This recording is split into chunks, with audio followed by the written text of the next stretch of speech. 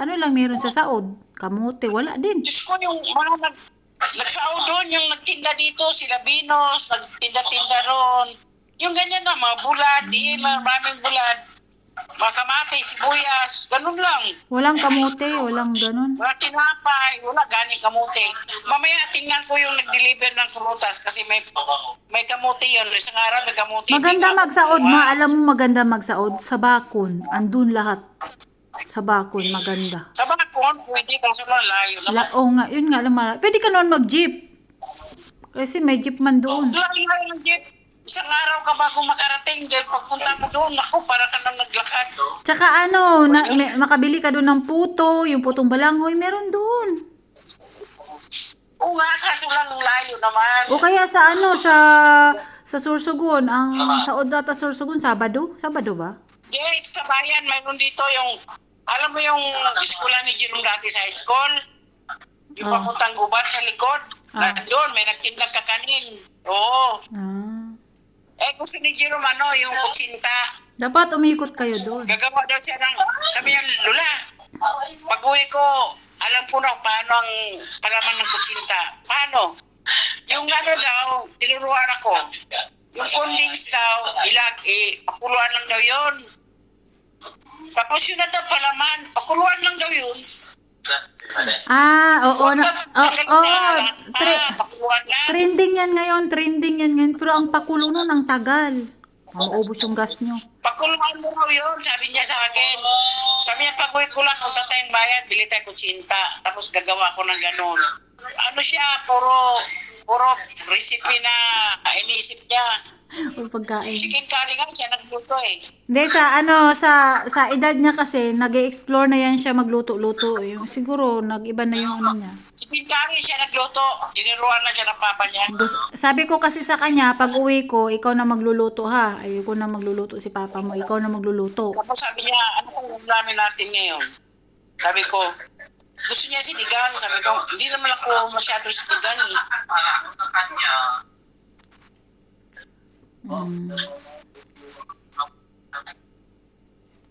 Magluto siya pag uwi niya. Tapos sabi ko nga, Alin? gusto niya pag sa ano ko magturbo daw ako. Sabi ko, magturbo pwede rin yung baunin natin, 2 manok. Ito turbo natin. Turbo nyo. Ba't nyo ginamit yung turbo? Masira hindi ginagamit. Tambak lang dyan. Magturbo ako sa birthday ko. 2 manok, kasi yung isang manok nasa 300 yung isa. Maglagay ka ng lagay ka na damihan mo ng tanglad para masarap, mabango. Tanglad. Oo, damihan. Tapos yung adobong baboy, yan lang baunin namin. Wag mo nang pahira ng mantika ha, kasi yung turbo, doon lalabas yung mantika ng manok, yung oil niya, wag nang lagyan ng mantika. Air fryer yan eh, maluluto siya sa mantika niya. Lagyan mo lang asin, paminta. Tapos hindi ko na chinachat si Mary Jane kasi sabi niya, padalhan kita nung New Year. Hindi naman ako nag-reply, asan na yung padala mo? Hindi ako nagsalita. 255. Ano yun? Magkano isang kilo? Yung isang kilo? 25 ang kilo. Mahal. Puti. Puti. 75. Tama yung pera mo. Natira na lang 110. Pabili ko lang kamote. Yun lang. Okay lang yun. Masaya na ako. Yung kamote kahoy ko, mabot yun ng 3 araw. O 4, ganun. Kainin mo lagi yung kamuting yung sweet potato. Yun ang maganda sa katawan. Yan lang kasi ang kinakain ko. Pag minsan, hindi ako kumakain ng kanin. Tinapay lang. Tapos yung palaman na bigay ni Dad. Yun lang. Hindi na ako masyado sa kanin. Kasi umay na ako. Gusto ko mais. Kamuting baging, yan ang bagay sa'yo. Yun ang masustansya. Yun na nga, kamuting baging nga. Darating yun mamaya. 70 kilo, 2 kilo yung order ko. Sige na, babay na. Tapos, yung isda na maliit na mga isda. Ano yun? Ako lang kumakain nun eh. isang balot yun, 70. Oh. Ginawa ko, pinili ko yung kitong prito ko, yung ibang isda na maliit, baksil ko, tapos sarap ng sabaw. Oh.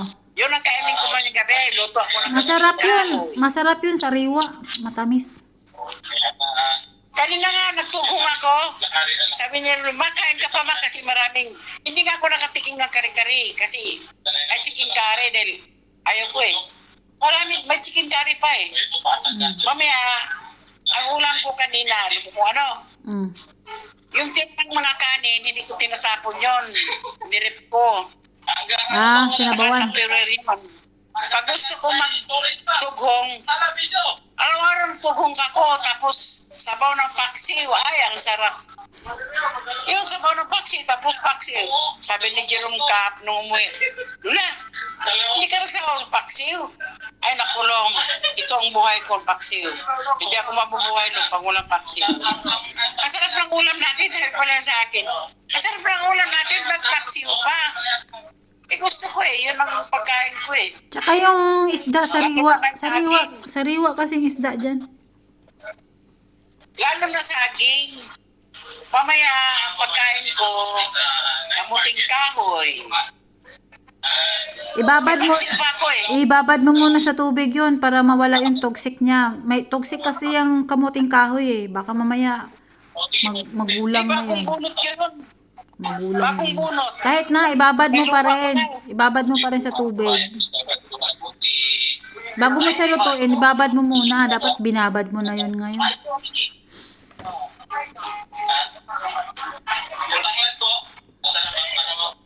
Wala palang saging ngayon. Bakit walang saging ngayon?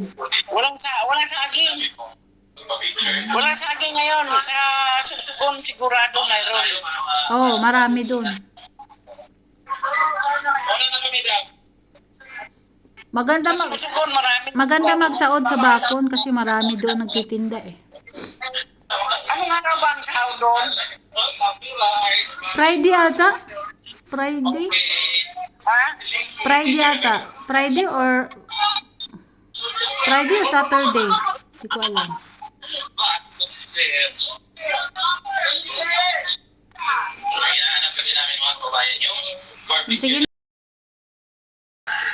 Ano, dumating na order mo? Oo, kamote. Oh, magkano kilo sa kamote? Patingin. Ayan o. Wow. Bago ba yan? Bagong ani? Para Oo, bago. magkano ang kilo sa kamote? Oo. 45. 45? Ilang kilo yung binili mo? Dalawa lang. Bakit may hiwa Siyempre, na? kamuting kahoy ako. Bakit may mga hiwa-hiwa na siya sa dulo? Hindi, pinaano ko kasi kung anong kulay.